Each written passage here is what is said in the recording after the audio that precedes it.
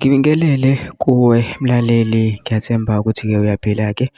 Mina nje engizocela kuwe-ke laphana-ke ukuthi-ke uma uthe usamusha kulona-ke ikhasi-ke leli-ke, noma kuwukuthi uyaqala ungena kulona-ke, wenze nje okulungile-ke laphana-ke ungixhase ungaphumi ecindezelanga-ke ibhathini usubscribe nje akubizi imali kumahhala nje kusho nesenti-ke limnyama-ke likhonza ukwazi ukuthi-ke uqhube uthole nezinye-ke iy'ndaba-ke ezintsha ezolungisa nazo ngikufakela zona-ke kulona-ke ikhasi-ke leli kusukela-ke manje.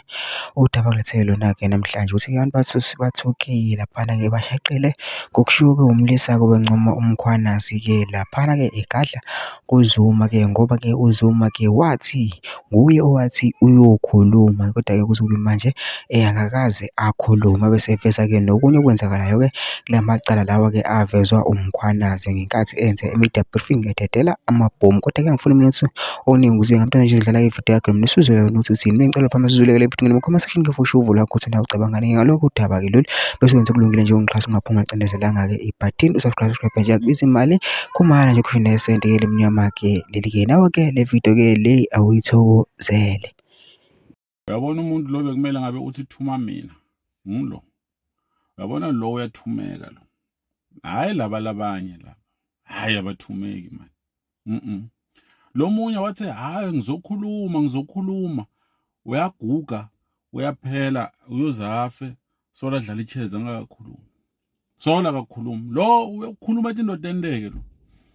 Since asibriefile naba abantu sebaboshiwe, bantu lababulala DJ Sambodi baboshiwe. Lapho bathi kuna businessman lo munye wakwaMolife, Msuthu. Besuthu ngilabantu besibinzi bengibatha ingubo langa lishiza.